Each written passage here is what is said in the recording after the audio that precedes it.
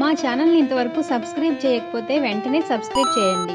Latest updates కోసం bell ఐకాన్ని click చేయండి. పిల్లలు, ఈ వీడియోలో మనం అక్షరం పాఠంలో ఉన్నటువంటి ప్రశ్నలకు జవాబులు, భాషాంశాలు గురించి తెలుసుకుందాం.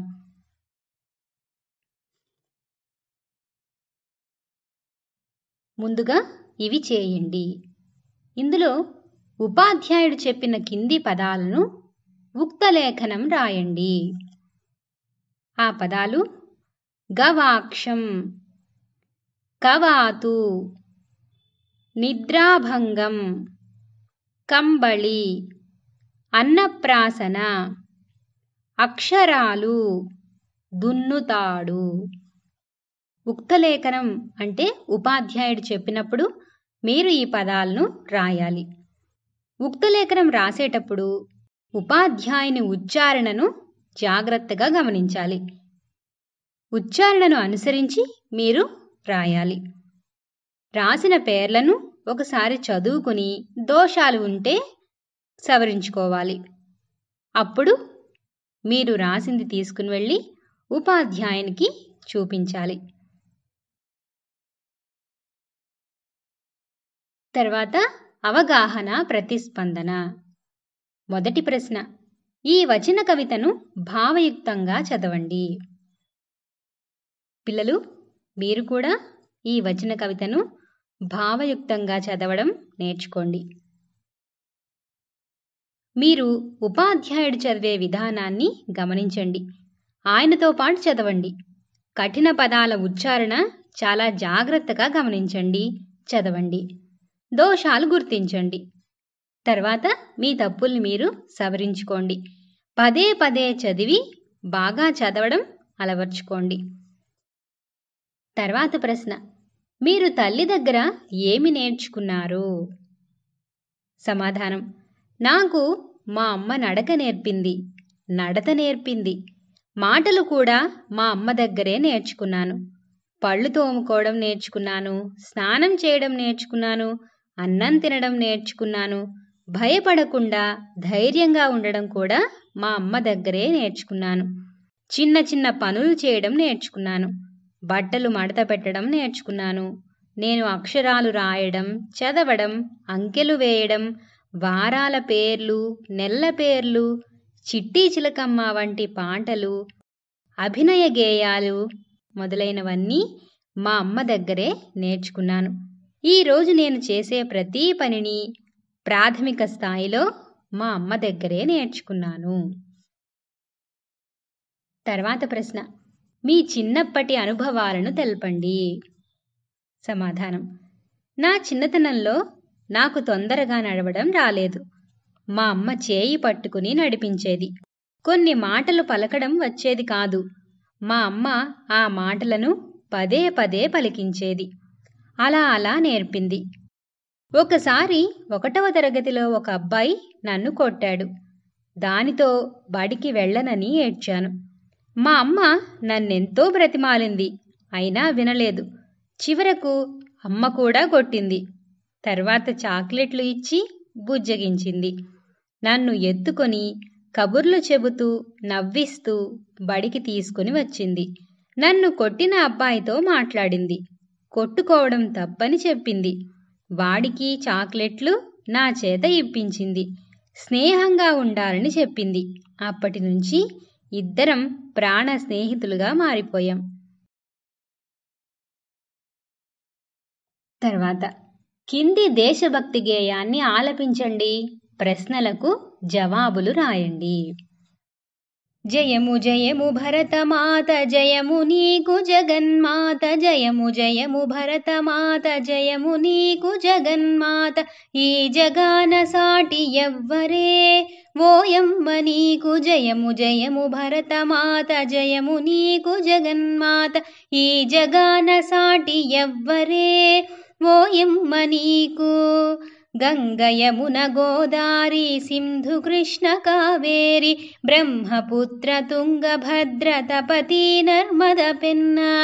గంగ యమున గోదారి సింధు కృష్ణ కావేరి బ్రహ్మపుత్ర తుంగభద్ర తపతి నర్మద పెన్న పొంగి పొరలె తరంగాలు నీ మెడలో హారాలు పొంగి పొరలె తరంగాలు నీ మెడలో హారాలు జీవనదుల కన్న తల్లివే ఓయమ్మ నీవు జీవనదుల కన్న తల్లివే ఓయమ్మ నీవు జయము జయము భరతమాత జయము నీకు జగన్మాత ఈ జగాన సాటి ఎవ్వరే ఓయమ్మ నీకు హిమ వింధ్య పర్వతాలు దేవతలకు నిలయాలు దట్టమైన అరణ్యాలు మహామునుల స్థావరాలు హిమ వింధ్య పర్వతాలు దేవతలకు నిలయాలు దట్టమైన అరణ్యాలు మహామునుల స్థావరాలు పసిడి పంట క్షేత్రాలు పంచలోహ ఖనిజాలు పసిడి పంట క్షేత్రాలు పంచలోహ ఖనిజాలు నిజముగనువు రత్న గర్భవే ఓయమ్మ నీవు నిజముగనువు రత్న గర్భవే ఓయమ్మ నీవు జయము జయము భరతమాత జయము నీకు జగన్మాత ఈ జగాన సాటి ఎవ్వరే ఓయమ్మ నీకు లోకమంత చీకటిలో తల్లడిల్లుతున్నప్పుడు నాగరికత లేక నరులు పామరులై ఉన్నప్పుడు లోకమంత చీకటిలో తల్లడిల్లుతున్నప్పుడు నాగరికత లేక నరులు పామరులై ఉన్నప్పుడు వేదాలను వెతికి తెచ్చి జ్ఞాన భిక్ష పెట్టినావు వేదాలను వెతికి తెచ్చి జ్ఞాన భిక్ష పెట్టినావు నిజముగా నీవు జగద్గురువువే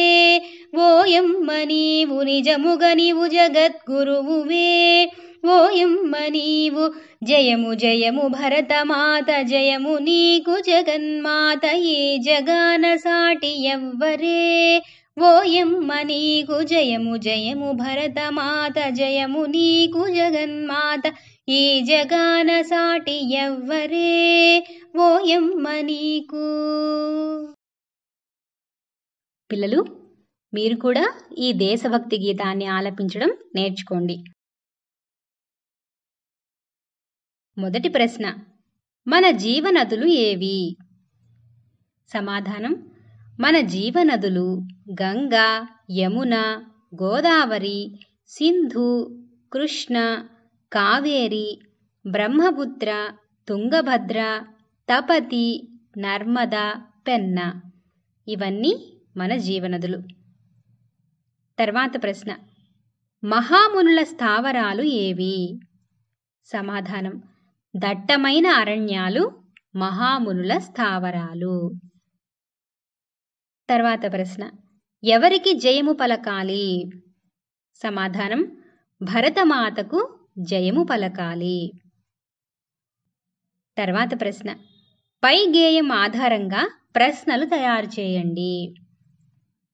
పిల్లలు, మనం పై గేయం ఆధారంగా కొన్ని ప్రశ్నలను తయారు చేయాలి. అవి: మొదటిది, భరతమాత మెడలో హారాలుగా వేటిని చెప్పారు? దేవతలకు నిలయాలేవి? జ్ఞానభిక్షను పెట్టినవేవి? జీవనదులకు కన్నతల్లి ఎవరు? రత్నగర్భ అని ఎవరినంటారు? జగద్గురువుగా ఎవరిని పేర్కొన్నారు? ఈ విధంగా మనం ఈ గేయాన్ని ఆధారంగా తీసుకుని కొన్ని ప్రశ్నలను తయారు చేయొచ్చు. తర్వాత వ్యక్తీకరణ సృజనాత్మకత. కింది ప్రశ్నలకు 4-5 వాక్యాలలో జవాబులు రాయండి.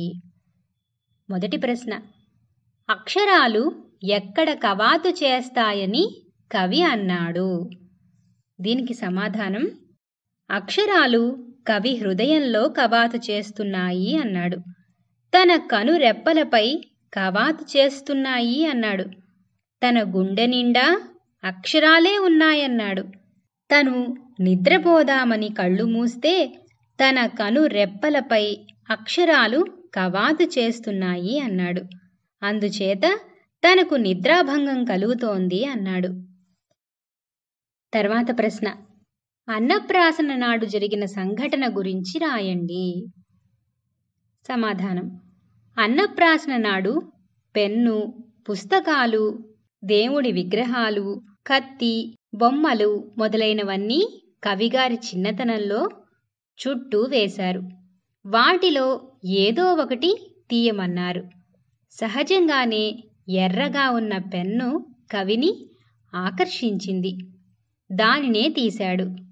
కలం పట్టుకొన్నందుకు వాళ్ళమ్మ చాలా ఆనందించింది. బిడ్డను అక్కున చేర్చుకుంది.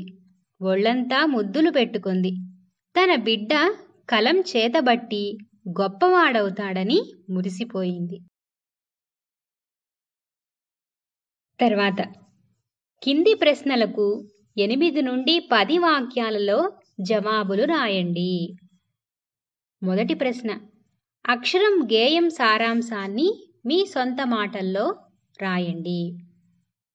సమాధానం, కవిగారి హృదయంలో ఎప్పుడూ చదువు గురించే ఆలోచన. నిద్రపోయేటప్పుడు కూడా అతని కళ్ళలో చదువు గురించే కలలు. అందుకే తరచుగా నిద్రాభంగం అయ్యేది. వాళ్ళమ్మగారు ఉపాధ్యాయురాలు. అతని కలలు చదువు గురించే ఉండేవి. అన్ని ప్రదేశాలు చదువుకు స్థావరాలే. తను నిద్రపోయేటప్పుడు వాళ్ళమ్మ అక్షరాల దుప్పటి కప్పిందేమో. అందుకే అతనికి నిద్రలోనూ మెలకువలోనూ కూడా చదువు ధ్యాసే ఉండేది. కవి చిన్నతనంలో అన్నప్రాసన చేశారు. ఆ రోజు అతని చుట్టూ చాలా వస్తువులు పెట్టారు. అన్నింటిలో అతనికి ఎర్రగా ఉన్న పెన్ను నచ్చింది. పెన్నునే పట్టుకున్నాడు. అది చూసి వాళ్ళమ్మ చాలా సంతోషించింది. తన బిడ్డ బాగా చదువుకుని ప్రపంచాన్ని పరిపాలిస్తాడని మురిసిపోయింది. అతన్ని ఒళ్ళంతా ముద్దులతో ముంచెత్తింది. ఆ ముద్దులలో అతనికి అక్షరాల ముద్దర్లు ఉన్నట్లు అనిపించాయి. తన ఒంటి నిండా చదువుకు సంబంధించిన మంచి మాటలే ఆ ముద్దులలో కనిపించాయి. ఇప్పుడు ప్రతి అక్షరంలోనూ అమ్మే కనిపిస్తోంది. తనను అక్షరాల రాశిగా చేసిన అమ్మకు తనొక చదువుల సరస్వతిగా మారి తనను తాను సమర్పించుకున్నాడు. ఇది ఈ గేయం సారాంశం. తర్వాత ప్రశ్న, జీవితంలో చదువు విలువ ఎంత ముఖ్యమో తెలపండి. సమాధానం, జీవితంలో చదువు చాలా ముఖ్యమైనది. చదువు వలన వినయం వస్తుంది. దాని వలన గౌరవం పెరుగుతుంది. విద్య, వినయం, గౌరవప్రదమైన ప్రవర్తన వలన మంచి ఉద్యోగం వస్తుంది. దాని వలన ధనం వస్తుంది. దానితో ధర్మాన్ని నిలబెట్టవచ్చు. మనిషిని మహోన్నతునిగా తీర్చిదిద్దేది చదువు. చదువు వలన జ్ఞానం పెరుగుతుంది. జ్ఞానం వలన గౌరవం పెరుగుతుంది. ధనమును దొంగలు దోచుకుంటారు. అన్నదమ్ములు వాటాలు అడుగుతారు. కానీ చదువును కానీ దాని వలన వచ్చిన జ్ఞానాన్ని కానీ దొంగలెత్తుకుపోలేరు. ఎవ్వరూ వాటాలు అడగలేరు. అందుచేత ధనం కంటే విలువైనది చదువు. ధనం ఖర్చు పెడితే తరిగిపోతుంది. సంపదలన్నీ తరిగిపోతాయి. చదువు మాత్రం ఇతరులకు చెప్పే కొలది మనకు జ్ఞానం పెరుగుతుంది. అందుకే అన్ని దానాల కంటే విద్యాదానం గొప్పది అంటారు.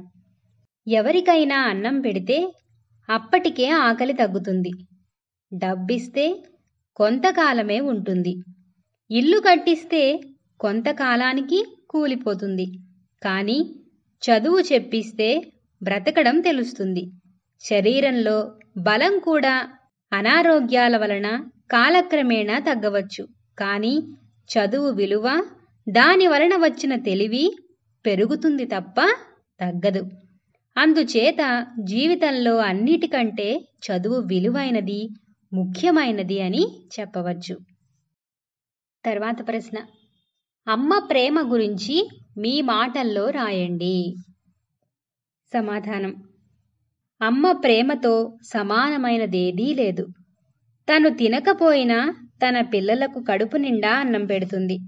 తను ఎన్ని కష్టాలైనా భరిస్తుంది, కానీ తన పిల్లలకు చిన్న కష్టం కూడా రానివ్వదు.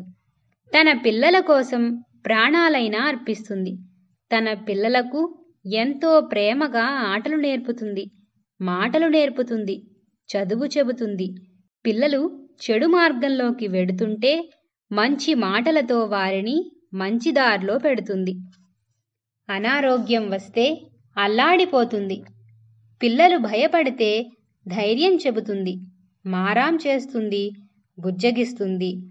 తప్పు చేస్తే దండిస్తుంది, బాధపడుతుంటే ఓదారుస్తుంది. పిల్లలకు కావలసినవన్నీ వండి పెడుతుంది. అమ్మ దైవం కంటే గొప్పది. భగవంతుడికైనా కోపం వస్తుందేమో కానీ అమ్మకు కోపం రాదు, అలసట రాదు, నీరసం రాదు, చిరాకు రాదు.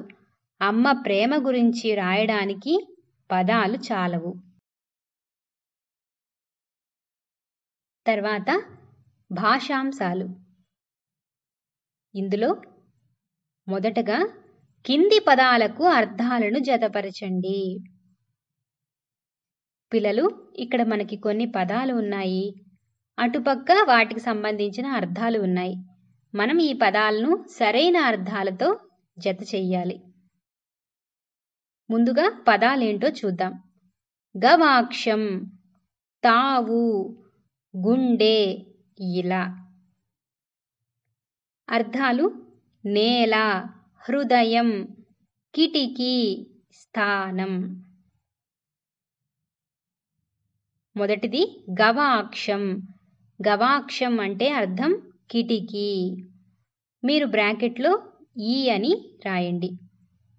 తావు అంటే స్థానం. తావు ఎదురుగా ఉన్న బ్రాకెట్లో ఈ అని రాయండి. తర్వాత గుండె. గుండె అంటే అర్థం హృదయం. గుండె ఎదురుగా ఆ అని రాయండి. ఇలా అంటే నేల. ఇలా ఎదురుగా ఉన్న బ్రాకెట్లో ఆ అని రాయండి. తర్వాత కింద ఇచ్చిన పదాలకు సమానార్థక పదాలు అంటే పర్యాయ పదాలు వాక్యాలలో గుర్తించి రాయండి. కింద ఇచ్చిన పదాలకు పర్యాయ పదాలు లేదా సమానార్థక పదాలను మనం ఈ వాక్యాల్లో గుర్తించి రాయాలి. మొదటి వాక్యం: శరీర శుభ్రతను పాటించాలి, తనువును ఆరోగ్యంగా ఉంచుకోవాలి. దీనికి సమాధానంలో ఇప్పుడు మనం కాయం అనే పదానికి సమానార్థక పదాలను ఈ వాక్యాల నుంచి తీసుకుని రాయాలి. కాయం అంటే శరీరం, తనువు. ఈ రెండింటిని మనం ఈ వాక్యం నుంచి రాస్తాం. కాయం శరీరం, తనువు. తర్వాత నేత్రాలను సురక్షితంగా ఉంచుకోవాలి, నయనాలు లేనిదే లోకాన్ని చూడలేము. ఇక్కడ మనం రాయాల్సిన పదం కన్ను. దీనికి పర్యాయ పదాలు రాయాలి. కన్ను అంటే నేత్రం, నయనం. ఈ రెండు పదాలు మనకి ఈ వాక్యంలో ఉన్నాయి. అవి రెండు రాయండి. తర్వాత అమ్మను మించిన దైవం లేదు, మాతను పూజించాలి. మనం తల్లి అనే పదానికి పర్యాయ పదాలు రాయాలి. తల్లి అంటే అమ్మ, మాత. ఈ విధంగా మీరు వీటిని రాయండి. తర్వాత కింది పదాలలో ప్రకృతి వికృతులను గుర్తించి రాయండి. మనకి ఇక్కడ కొన్ని పదాలు ఇచ్చారు, వాటిలో ప్రకృతి వికృతి గుర్తించి రాయాలి. మనకిచ్చిన పదాలు నిదుర, అమ్మ, రాత్రి, ముద్దర, అంబ, అక్కరము, నిద్ర, రాతిరి, అక్షరము, ముద్ర. ఈ పదాల్లో ప్రకృతి పదాలు ఉన్నాయి, వికృతి పదాలు ఉన్నాయి. ఇప్పుడు మనం వాటిని రెండింటిని విడివిడిగా దేనికి ఏదో రాయాలి. ప్రకృతి పదాలు, వాటికి సంబంధించిన వికృతి పదాలను చూద్దాం.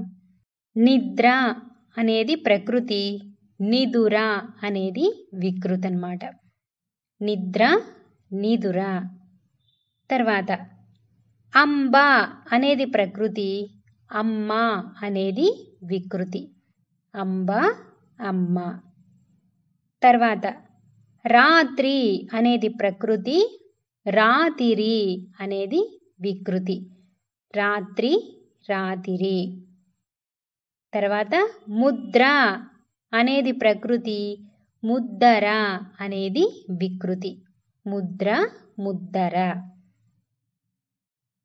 తర్వాత పదం అక్షరము అనేది ప్రకృతి, అక్కరము అనేది వికృతి. అక్షరము, అక్కరము. ఈ విధంగా వీటిని రాయాలి. తర్వాత కింది ఖాళీలను సరైన పదాలతో పూరించండి. పిల్లలు, ఇక్కడ మనకి ఖాళీలు ఉన్నాయి. వాటిలో సరైన పదాలతో మనం పూరించాలి. మొదటి వాక్యం ఏంటో చూద్దాం. నేను తల్లిదండ్రులను, తర్వాత ఖాళీ, ఎల్లప్పుడూ గౌరవిస్తాను, కొంచెం గౌరవిస్తాను అని మనకి 2 సమాధానాలు ఉన్నాయి.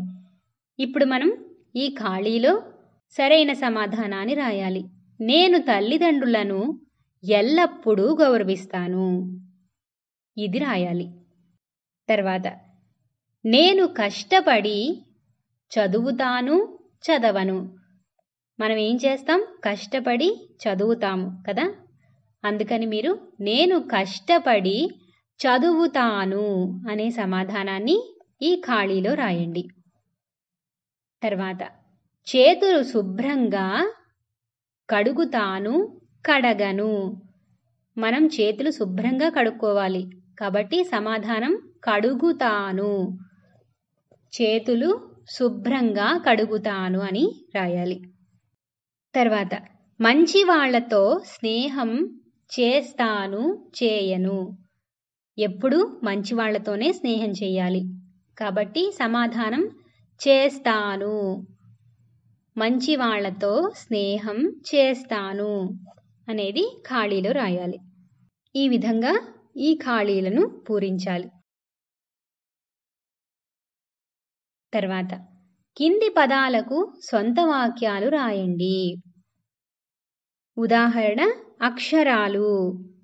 మన జీవితానికి అక్షరాలు మార్గదర్శకాలు. ఈ విధంగా మనం మిగిలిన పదాలన్నిటికీ సొంత వాక్యాలు రాయాలి. మొదటిది నిరంతరం. నిరంతరం అంటే అర్థం ఎల్లప్పుడూ. సొంత వాక్యం నిరంతరం పరిశుభ్రంగా ఉండాలి. తర్వాత పదం అనుబంధం. అనుబంధం అంటే ఎప్పుడూ ఉండే సంబంధం. సొంత వాక్యం మంచివారితో అనుబంధం పెంచుకోవాలి. తర్వాత పదం కంబళి. కంబళి అంటే రగ్గు లేదా దుప్పటి. సొంత వాక్యం చలికాలంలో కంబళి కప్పుకోవాలి. తర్వాత పదం నిద్రాభంగం. నిద్రాభంగం అంటే నిద్రకు ఆటంకం అన్నమాట. సొంత వాక్యం ఎవ్వరికి నిద్రాభంగం చేయకూడదు. తర్వాత పదం అక్కున చేర్చుకొను. అక్కున చేర్చుకోవడం అంటే గుండెకు హత్తుకోవడం అన్నమాట. సొంత వాక్యం మదర్ తెరీసా పేద రోగులను అక్కున చేర్చుకుని కాపాడింది. ఈ విధంగా సొంత వాక్యాలు రాయాలి. తర్వాత కింది వాక్యాలు ఆధారంగా మన బంధుత్వాలను గళ్లలో నింపండి. పిల్లలు, మనకిక్కడ కొన్ని ఆధారాలు ఉన్నాయి. అవి అడ్డం, నిలువు. వాటిల్లో కొన్ని ఆధారాలు ఇచ్చారు. ఈ ఆధారాలను ఉపయోగించుకుని ఈ గళ్లలో మనం బంధుత్వాలను రాయాలి. మొదటిది అడ్డంలో మొదటిది తల్లికి ఇంకొక పేరు. అది 2 అక్షరాలు రావాలి. దీనికి సమాధానం అమ్మ. మీరిప్పుడు 1వ దానికి అడ్డంలో అమ్మ అని రాయాలి. 2. తల్లిగారి చెల్లిని ఏమని పిలుస్తారు? తల్లిగారి చెల్లెలంటే పిన్ని. 3 అక్షరాలు రావాలి కదా, పిన్నమ్మ అని పిలుస్తారు. తర్వాత 3 అడ్డం. తల్లిగారి అక్కను ఏమని పిలుస్తారు? తల్లిగారి అక్కను పెద్దమ్మ అని పిలుస్తారు. కాబట్టి 3 అడ్డంలో పెద్దమ్మ అని రాయండి. తర్వాత 1 నిలువు. తల్లిగారి తల్లిని ఏమని పిలుస్తారు? తల్లిగారి తల్లిని అమ్మమ్మ అని పిలుస్తాం. కాబట్టి అమ్మమ్మ. తర్వాత తండ్రిగారి తల్లిని ఏమని పిలుస్తారు? తండ్రిగారి తల్లిని నాయనమ్మ లేదా నాన్నమ్మ అని పిలుస్తారు. 3 అక్షరాలు రావాలి కాబట్టి నాన్నమ్మ. తర్వాత తండ్రిగారి అక్క లేదా చెల్లిని ఏమని పిలుస్తారు? అది తిరగబడిందట, అంటే కింద నుంచి పైకి రాయాలన్నమాట. 3 నిలువులో కింద నుంచి పైకి రాయాలి. తండ్రిగారి అక్క లేదా చెల్లిని ఏమని పిలుస్తారు? అత్తమ్మ అని పిలుస్తారు. ఈ విధంగా మీరు ఈ ఆధారాలను ఉపయోగించుకుని ఈ గళ్ళలో రాయాలి. తర్వాత వ్యాకరణాంశాలు. పూర్వపదం, పరపదం. ఇప్పుడు కింది వాక్యాలను గమనించండి. గీత గీసిన పదాలను విడదీయండి. మనకిచ్చిన వాక్యాలను చదువుదాం. మొదటి వాక్యం, దేశమును ప్రేమించుమన్నా మంచి అన్నది పెంచుమన్నా. తర్వాత వాక్యం, భద్రాద్రి రామయ్య కళ్యాణం కన్నుల పండువగా జరుగుతుంది. తర్వాత వాక్యం, చదువు నేర్పే గురువులకిదే మా వందనం. తర్వాత వాక్యం, శ్రీశైల మల్లన్న కోరిన కోర్కెలు తీర్చే దైవం.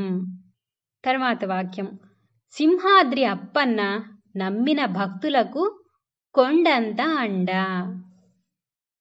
ఇప్పుడు మనకి ఈ వాక్యాలలో గీత గీసిన పదాలు ఏమిటంటే ప్రేమించుమన్నా, పెంచుమన్నా, రామయ్య, గురువులకిదే, మల్లన్న, అప్పన్న. ఇప్పుడు మనం ఈ గీత గీసిన పదాలను విడదీయాలి. ఉదాహరణ, రామయ్య.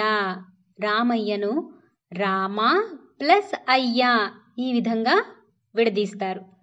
ఇప్పుడు మనం మిగిలినవన్నీ విడదీద్దాం. మొదటిది ప్రేమించుమన్నా. దీన్ని ప్రేమించుము ప్లస్ అన్నా, ప్రేమించుమన్నా అవుతుంది. ఇప్పుడు మీరు ఇక్కడున్న ఖాళీలలో ప్రేమించుము ప్లస్ అన్నా అని రాయాలి. తర్వాత పదం పెంచుమన్నా.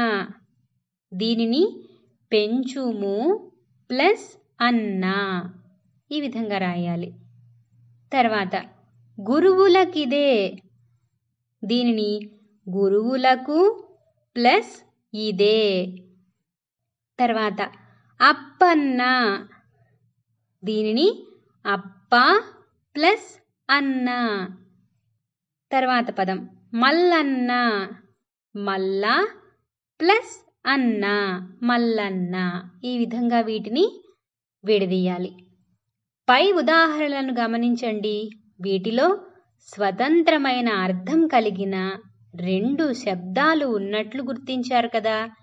ఇలా స్వతంత్రమైన అర్థం కలిగిన మొదటి పదానికి పూర్వపదం అని పేరు, రెండవ పదానికి పరపదం అని పేరు. ఇలా ఒక పదాన్ని మనం 2 అర్థవంతమైన పదాలుగా విడదీసినప్పుడు మొదటి పదాన్ని పూర్వపదం అంటారు, రెండవ పదాన్ని పరపదం అంటారు. ఇప్పుడు మీకు పూర్వపదం, పరపదం అంటే ఏమిటో తెలిసింది. ఈ విషయాన్ని మీరు చాలా జాగ్రత్తగా గుర్తుపెట్టుకోవాలి. ఎందుకంటే మనం ప్రతి సంధిలోనూ కూడా పూర్వపదం, పరపదం అనే మాటలు తరచు వస్తూనే ఉంటాయి. ఈ రెండిటిని ఆధారంగా చేసుకునే మనం సూత్రాన్ని కూడా చెబుతూ ఉంటాం. కాబట్టి పూర్వపదం అంటే మొదటి పదం, పరపదం అంటే రెండవ పదం. అది గుర్తుపెట్టుకోండి.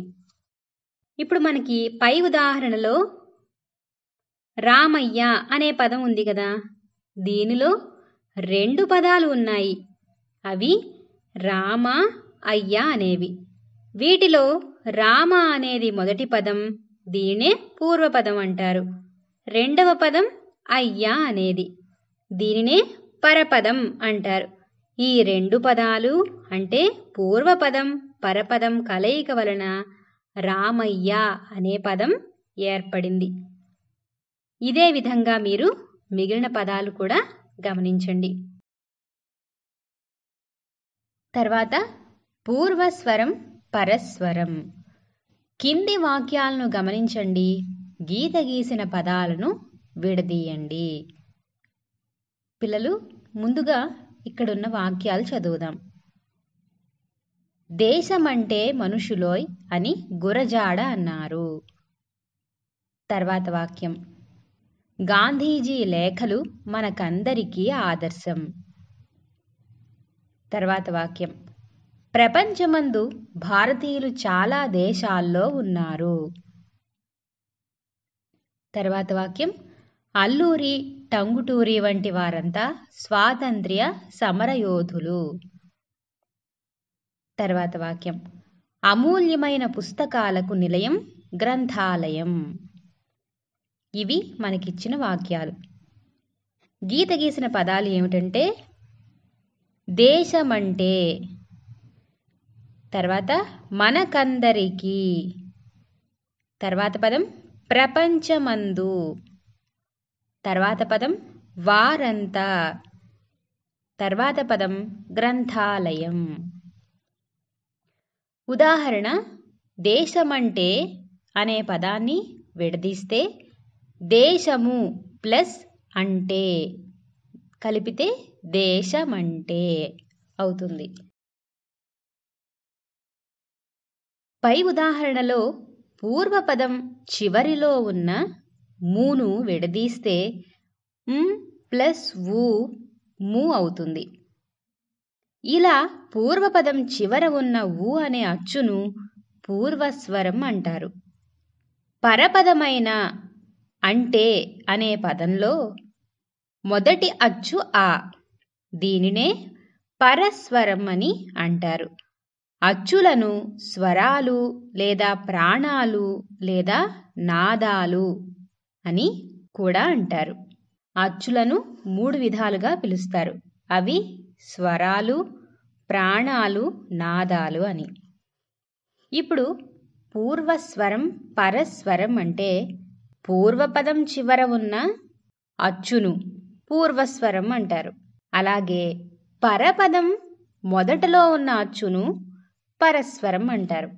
మనం ఇంతకు ముందు అంశంలో పూర్వపదం, పరపదం తెలుసుకున్నాం. అంటే ఒక సంధిని విడదీస్తే మొదటి పదం పూర్వపదం, రెండవ పదం పరపదం.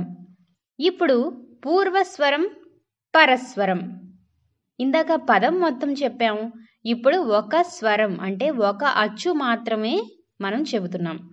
పూర్వపదంలో చివర ఉన్న అచ్చు, పరపదంలో మొదట ఉన్న అచ్చు పూర్వస్వరం, పరస్వరం అవుతాయన్నమాట. ఇప్పుడు కింది పదాలను గమనించండి. పూర్వ, పరస్వరాలను గుర్తించి రాయండి. ముందుగా మనం సంధిపదం, దాన్ని విడదీయడం, అప్పుడు పూర్వస్వరం, పరస్వరం రాయడం చెయ్యాలి. మొదటి పదం మనకందరికీ. దీనిని మనకు ప్లస్ అందరికీ అని విడదీయాలి. మనకు ప్లస్ అందరికీ. ఇందులో పూర్వస్వరం ఏమవుతుంది? కు. కూని మనం ఎలా రాస్తాం? ఇక్ ప్లస్ ఊ అంటే కు అనే హల్లుని పలుకుతున్నప్పుడు మనకి ఊ శబ్దం వినిపిస్తోంది. కాబట్టి ఇక్కడ అచ్చు ఊ అన్నమాట. ఇప్పుడు పూర్వస్వరం ఊ అవుతుంది. అందరికీ. ఇందులో ఉన్న మొదటి అక్షరం అచ్చు ఆ. పరస్వరం ఆ అవుతుంది. పూర్వస్వరం ఊ, పరస్వరం ఆ అన్నమాట. తర్వాత పదం ప్రపంచమందు. దీనిని ప్రపంచము ప్లస్ అందు ఈ విధంగా విడదీయాలి. ఇప్పుడు ప్రపంచము, ము అనే అక్షరంలో మనకి ఉకారం వినిపిస్తోంది. అంటే మూని మనం ఎలా రాయాలి? ప్లస్ ఊగా రాయాలి. అప్పుడే ము అనే అక్షరం వస్తుంది. ఇప్పుడు ఇందులో ఊ అనే అచ్చు, అందులో ఆ అనే అచ్చు, ఈ రెండు పూర్వస్వరం పరస్వరం అవుతాయి. తర్వాత వారంతా, దీనిని వారు ప్లస్ అంతా ఈ విధంగా విడదీయాలి. వారు, ఇది కూడా పూర్వస్వరం ఊ వస్తుంది. రు అనే అక్షరాన్ని ఇర్ ప్లస్ ఊగా చెప్తాం కాబట్టి ఇక్కడ అచ్చు ఊ. పరస్వరంలో ఆ, ఎందుకంటే అంతాలో మొదటి అక్షరం ఆ. మనం పూర్వస్వరం పరస్వరం గుర్తించినప్పుడు, అంటే మొదటి పదం చివర్లో ఉన్న అక్షరాన్ని గుర్తించినప్పుడు మాత్రమే అక్కడ ఏ అచ్చు పలుకుతోంది, అంటే ము అయితే ఊ వస్తోంది, మా అయితే ఆ వస్తుంది, ప్లస్ ఆ అవుతుంది కాబట్టి మా. అంటే మనం సంధి విడదీసినప్పుడు పూర్వపదంలో ఉన్న చివరి అక్షరాన్ని మాత్రమే మనం కాస్త జాగ్రత్తగా గుర్తించి రాయాల్సి వస్తుంది. సంధి విడదీసిన తర్వాత పూర్వపదంలో ఉండే మొదటి అచ్చు మనం సులభంగానే రాయొచ్చు, ఎందుకంటే అక్కడ సంధి విడదీసేసాం కాబట్టి. సాధారణంగా మీకు సంధి విడదీసేసిన తర్వాత వచ్చే పూర్వపదంలో మొదటి అక్షరం ఎప్పుడూ అచ్చే ఉంటుంది. మనం విడదీసిన పదాలన్నింటినీ గమనిస్తే కూడా మీకు ఈ విషయం అర్థమవుతుంది. అంటే పరస్వరం రాయడం చాలా తేలిక, మొదటి అక్షరాన్ని రాసేస్తే సరిపోతుంది.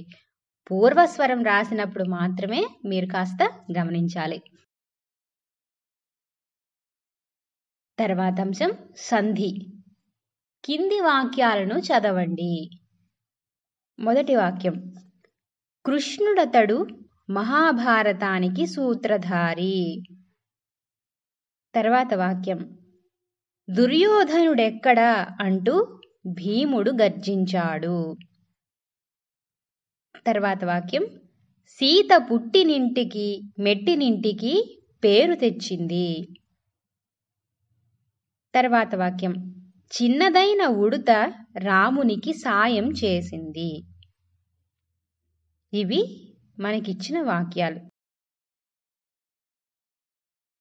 ఇందులో ఇప్పుడు గీత గీసిన పదాలను విడదీయండి, కలిసినప్పుడు జరుగుతున్న మార్పులను గమనించండి. ఉదాహరణ, కృష్ణుడతడు, దీనిని విడదీస్తే కృష్ణుడు ప్లస్ అతడు, కృష్ణుడతడు అవుతుంది. ఇప్పుడు మనకిచ్చిన పదాలను విడదీసి మళ్ళీ అవి తిరిగి కలిసినప్పుడు జరుగుతున్న మార్పులను మనం గమనించాలి. మొదటి పదం దుర్యోధనుడెక్కడా, దీనిని ఏ విధంగా విడదీయాలి? దుర్యోధనుడు ప్లస్ ఎక్కడా, అప్పుడు దుర్యోధనుడెక్కడా అని సంధి పదం వస్తుంది. ఇప్పుడు మనం డు అనే అక్షరాల్లో ఇడ్ ప్లస్ ఊగా చెప్తాం. తర్వాత పరపదంలో మొదటి అచ్చు ఏ, ఇడ్ ప్లస్ ఊ ప్లస్ ఏ కలిస్తే డే, అప్పుడు కలిసినప్పుడు దుర్యోధను డెక్కడా అయింది. తర్వాత పుట్టినింటికి, దీనిని పుట్టిన ప్లస్ ఇంటికి ఈ విధంగా విడదీయాలి. పుట్టిన, నాని ఇన్ ప్లస్ ఆగా రాస్తాం. తర్వాత అచ్చు ఈ, కలిస్తే నీ వస్తోంది, కలిసి పుట్టినింటికి అవుతోంది. తర్వాత పదం మెట్టినింటికి, దీనిని కూడా మెట్టిన ప్లస్ ఇంటికి కింద విడదీస్తాం. ఇన్ ప్లస్ ఆ ప్లస్ ఈ కలిసినప్పుడు నీ వస్తుంది, పుట్టినింటికి. తర్వాత పదం చిన్నదైన, చిన్నది ప్లస్ అయినా కలిస్తే చిన్నదైనా, ఇక్కడ ది అనే అక్షరాన్ని ఇద్ ప్లస్ ఈగా రాస్తాం. తర్వాత అచ్చు ఐ, కలిసి దై, ఐకారమే మళ్ళీ వచ్చింది. తర్వాత చూసినవన్నీ, ఈ పదాన్ని చూసినవి ప్లస్ అన్నీ ఈ విధంగా విడదీయాలి. చూసినవన్నీ, చూసినవి, వీని ఇవ్ ప్లస్ ఈగా రాస్తాం. తర్వాత అచ్చు ఆ, కలిసి చూసినవన్నీ అయింది. పై ఉదాహరణలో పూర్వస్వరం ఊ, పరస్వరం ఆ కలిశాయి. ఆ రెండింటికి బదులుగా పరస్వరం ఆ ఒక్కటే వచ్చి ముందు ఉన్న హల్లు ఉడ్తో కలిసింది. డే ఏర్పడింది కదా, దీనికే సంధి అని పేరు. మిగిలిన ఉదాహరణలలోని మార్పులను కూడా ఇప్పుడు మనం గమనిద్దాం. మనం కృష్ణుడతడు ఈ ఉదాహరణ తీసుకుంటే డూని ఇడ్ ప్లస్ ఊగా రాశాం. తర్వాత అచ్చు ఆ అంటే పరపదంలో ఉన్న మొదటి అక్షరం ఆ. ఇప్పుడు సంధి కలిసినప్పుడు ఇడ్కి పరపదంలో ఉన్న మొదటి అచ్చు కలిసి సంధి ఏర్పడింది. అదే మనకి సంధి పదంలో వచ్చింది. కృష్ణుడతడు అయింది. ఈ విధంగానే మిగిలినవన్నీ. దుర్యోధనుడెక్కడా, ఇందులో దుర్యోధనుడు ప్లస్ ఎక్కడా అని విడదీసాం. డు అనే అక్షరాన్ని ఇడ్ ప్లస్ ఊగా రాస్తాం. తర్వాత పరపదంలో ఉన్న మొదటి అక్షరం ఏ.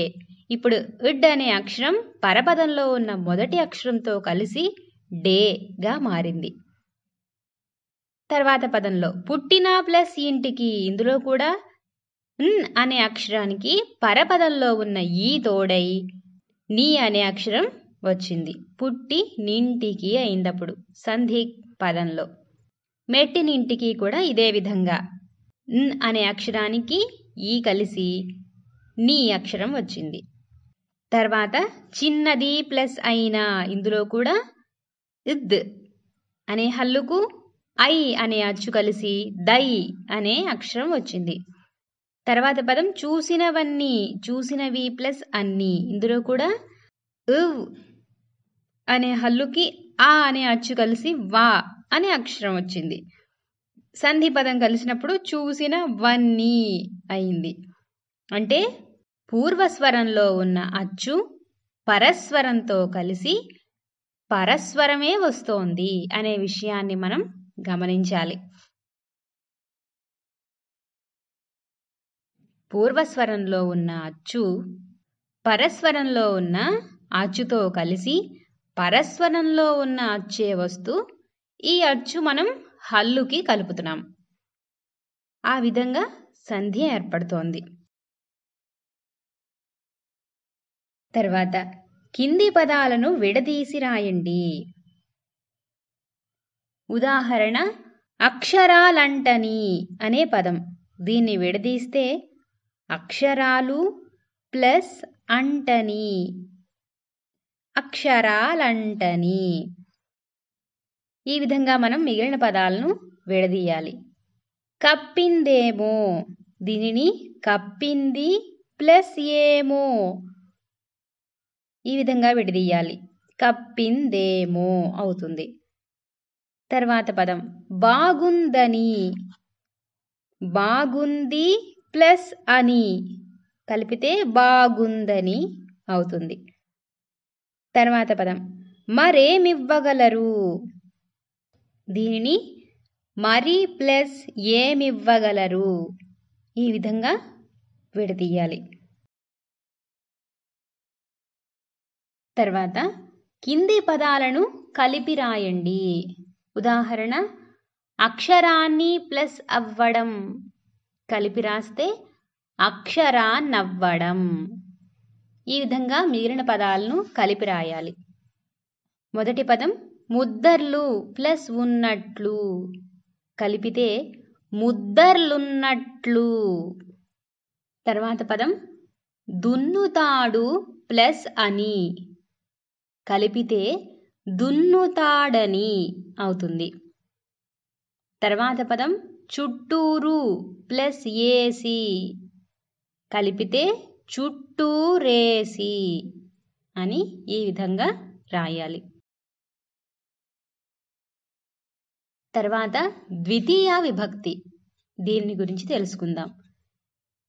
కింది పట్టికను గమనించండి, వాక్య రూపంలో రాయండి.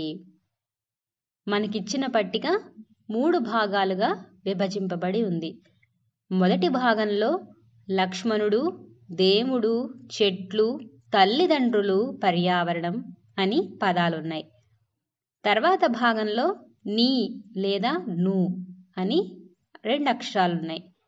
తర్వాత భాగంలో కాపాడాలి, గౌరవించాలి, భార్య ఊర్మిళ, నమ్మేవారు ఆస్తికులు, నరకవద్దు అని పదాలున్నాయి.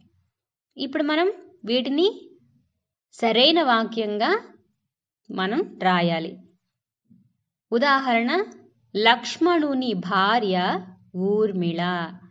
అంటే మనం మొదటి భాగంలో ఇచ్చిన పదాలకు నీ లేదా నూను ఉపయోగించుకుని మూడవ భాగంలో ఉన్న సరైన పదాలతో కలిపి రాయాలి. లక్ష్మణుని భార్య ఊర్మిళ. ఈ విధంగా తర్వాత దేవుడు, దీనికి సరిపోయే వాక్యం దేవుని నమ్మేవారు ఆస్తికులు. ఇక్కడ కూడా డు అక్షరం తీసి నీ పెట్టాలి. దేవుని నమ్మేవారు ఆస్తికులు. తర్వాత చెట్లు, చెట్లను నరకవద్దు. ఇక్కడ ను అనే అక్షరాన్ని ఉపయోగించండి. చెట్లను నరకవద్దు. తర్వాత తల్లిదండ్రులను, ఇక్కడ కూడా ను ఉపయోగించాలి. తల్లిదండ్రులను గౌరవించాలి. తర్వాత పర్యావరణంను కాపాడాలి. ఇక్కడ కూడా ను అక్షరాన్ని ఉపయోగించాలి. పర్యావరణంను కాపాడాలి. అంటే మనం నీ లేదా నూను ఉపయోగిస్తూ అర్థవంతమైన వాక్యంగా తిరిగి రాస్తున్నాం అన్నమాట. పై ఉదాహరణ వాక్యాల్లో నీ లేదా ను అనే విభక్తి ప్రత్యయాలు వాక్యాలను అర్థవంతం చేశాయి. ఈ నీ లేదా ను అనే అక్షరాలను విభక్తి ప్రత్యయాలు అంటారు. వీటి వల్ల వాక్యాలు అర్థవంతంగా అవుతున్నాయన్నమాట. ఇలా వాక్యంలోని పదాల మధ్యన చేరే నిన్, నున్, లన్, కూర్చి, గురించి అనే ప్రత్యయాలను ద్వితీయా విభక్తి అంటారు. సాధారణంగా కర్మను గురించి తెలియజేసే సందర్భంలో ద్వితీయ విభక్తి ప్రత్యయాలను ఉపయోగిస్తాం. అంటే ద్వితీయ విభక్తి ప్రత్యయాలు నిన్, నున్, లన్, కూర్చి, గురించి, వీటన్నిటినీ కూడా ద్వితీయ విభక్తి ప్రత్యయాలు అంటారు. వీటిని మనం కర్మను తెలియజేసే సందర్భంలో ఉపయోగిస్తామన్నమాట. తర్వాత ప్రాజెక్ట్ పని. అక్షరం లేదా అమ్మకు సంబంధించిన పాటలను సేకరించండి.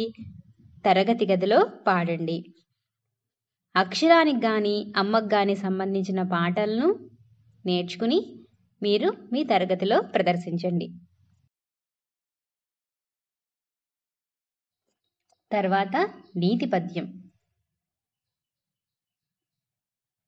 అమ్మ ఎనడి రెండు అక్షరములే గాని అందులోని మహిమ కంతు లేదు. అమ్మ మాట మధురమానంద భరితమౌ అంతులేని ప్రేమ అమ్మ ప్రేమ. అమ్మ ఎనడి రెండు అక్షరములే గాని అందులోని మహిమ కంతు లేదు. అమ్మ మాట మధురమానంద భరితమౌ అంతులేని ప్రేమ అమ్మ ప్రేమ. ఈ పద్యానికి భావం, అమ్మ అనేది రెండు అక్షరాల మాట మాత్రమే, కానీ అందులో చాలా మహిమ ఉంది. అమ్మ మాట మధురంగా ఉంటుంది. అమ్మ మాట వింటే చాలా ఆనందం కలుగుతోంది. అమ్మ ప్రేమ అంతులేనిది అని ఈ పద్యం భావం. తర్వాత అంశం మీకు తెలుసా. ఇందులో కవాతు గురించి తెలుసుకుందాం. మొదటగా సైనికులు బృందంగా క్రమశిక్షణతో లయబద్ధంగా నడిచే పద్ధతి కవాత్ అని అంటారు. ఒక మార్గంలో అందరూ కలిసి ఒకేసారి కదలడం పాద విన్యాసం. కవాతు నిర్వహించడం ద్వారా సైనికుల నిబద్ధత తెలుస్తుంది. అది కవాతు గురించి. తర్వాత అన్నప్రాసన. శిశువుకు మొదటిసారి అన్నం తినిపించే తంతు అన్నప్రాసన. దీని వలన శిశువుకు ఆయువు, తేజస్సు, అభివృద్ధి చెందుతాయి. అన్నప్రాసన రోజు శిశువు ముందు బంగారు నగలు, డబ్బు, పుస్తకాలు, పెన్ను, కత్తి, పువ్వులు మొదలైన వస్తువుల్ని పెడతారు. శిశువు ఏ వస్తువును తాకుతాడో ఆ వస్తువుతో సంబంధమైన జీవనోపాధి లభిస్తుందని ఒక నమ్మకం. పిల్లలు, ఈ విధంగా మనం ఈ పాఠంలో ఉన్న అన్ని ప్రశ్నలకు సమాధానాలు తెలుసుకున్నాం.